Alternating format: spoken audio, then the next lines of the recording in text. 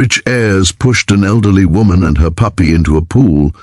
Unaware a Navy SEAL was watching, the splash sounded louder than it should have, a violent crack against the quiet afternoon, as if the water itself had been shocked by the cruelty that broke the calm. Sunlight glittered on the surface of the pool for half a second before it swallowed an elderly woman in a torn red dress, and the small, trembling puppy clutched against her chest.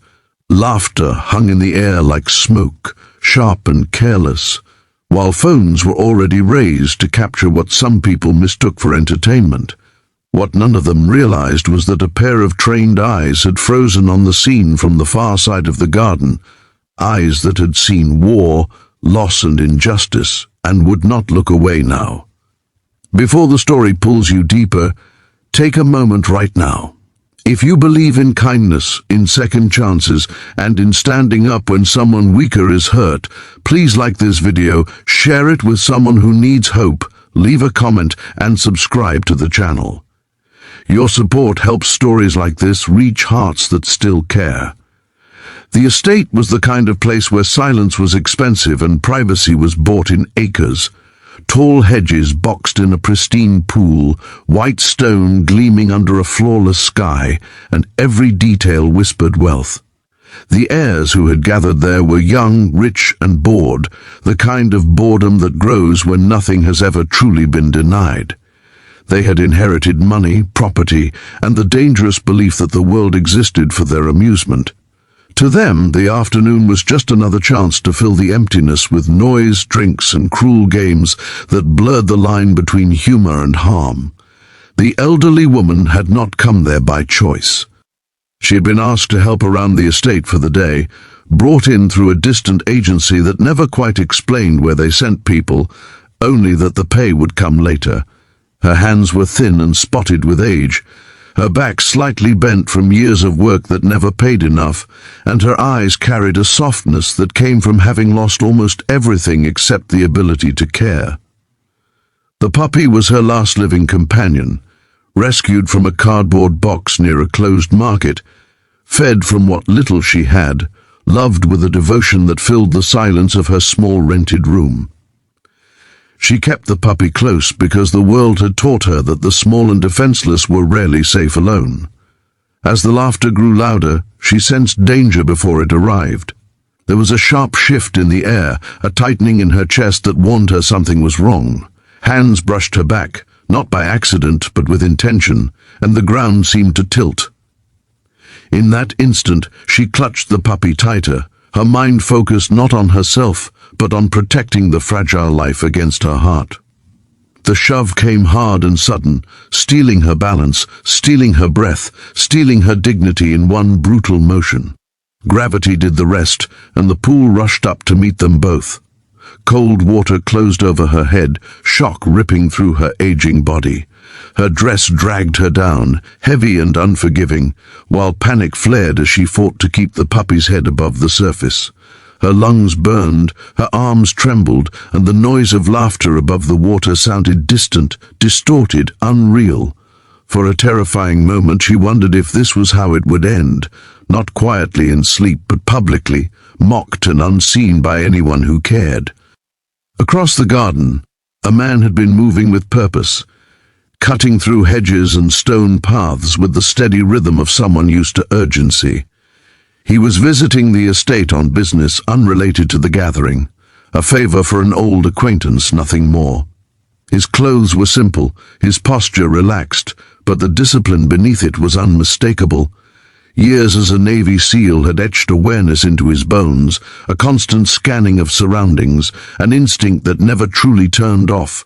When the splash echoed, his head snapped toward the pool before his mind could catch up, and what he saw stopped him cold. He did not see a prank. He did not see fun. He saw an elderly woman drowning while clutching a small animal, surrounded by people who were filming instead of helping. He saw the same cruelty he had witnessed in war zones, the same indifference that allowed suffering to happen because it was inconvenient to care. His body reacted before thought, feet pounding against stone, muscles moving with precision honed by years of training. There was no hesitation, no calculation of consequences, only the certainty that someone needed help now. The heirs barely noticed him at first. Their attention was locked on the pool, on the spectacle they had created, on the rush of power that came from pushing someone else into humiliation. Some of them laughed harder when they saw the woman struggling, convinced that she would be fine, convinced that the world always corrected itself without their involvement. That illusion shattered when the man reached the pool's edge and dove in without removing his boots, slicing through the water with controlled force. Strong arms wrapped around the woman, lifting her with care that contrasted violently with the cruelty that had put her there. He kept the puppy's head above water, guiding them both toward the edge in smooth, efficient movements. When he hauled them out, water streamed from their clothes, pooling at their feet, but he did not release them until he was sure they were safe. The woman coughed and gasped, clutching the puppy as if letting go would invite disaster back in. The dog whimpered softly, soaked and shaking but alive. Silence fell over the garden, thick and uncomfortable. The phones lowered one by one as the heirs took in the sight of the man standing between them and their victim. There was something in his expression that cut through arrogance like a blade, a calm fury that did not need raised voices or threats. He surveyed them the way he might assess a hostile situation, noting their positions, their reactions, their sudden uncertainty. For the first time that day, they felt small. The elderly woman tried to stand, her legs unsteady, pride wounded more deeply than her body. The man supported her without making a show of it, offering stability rather than pity. He guided her to a chair, draping a towel around her shoulders, then another around the puppy. His movements were gentle now, deliberate, as if reminding everyone present that strength did not need to be loud to be absolute. As the reality of what they had done settled in, fear crept into the heirs' expressions. Wealth had shielded them from consequences before, but something about this man made that shield feel thin. He did not shout or accuse, he simply looked at them, and in that look was a question none of them wanted to answer. What kind of people watch an old woman drown and laugh? The woman's breathing slowly steadied, and tears mixed with the water on her face. They were not just tears of fear but of shame, the familiar ache of being treated as disposable.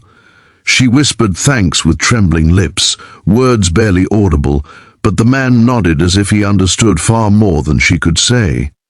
He knelt briefly to check the puppy, ensuring it was breathing normally, his touch careful and respectful. In that moment, the estate no longer felt grand. It felt exposed. The aftermath unfolded with a swiftness the heirs had never experienced. Authorities were contacted, not with drama but with quiet certainty. Witnesses who had been filming found their videos turning into evidence. The laughter from earlier seemed obscene now, replaying in their minds with a bitter edge. The story of what happened did not stay contained within hedges and gates. It moved outward, carried by people who were finally paying attention. For the elderly woman, the days that followed were filled with a strange mix of exhaustion and relief. She expected to be forgotten once again, to return to her small room and carry the memory alone. Instead, she found herself supported in ways she had not known were possible. The man checked on her, ensuring she had medical care, safe transportation, and the reassurance that what happened was not her fault.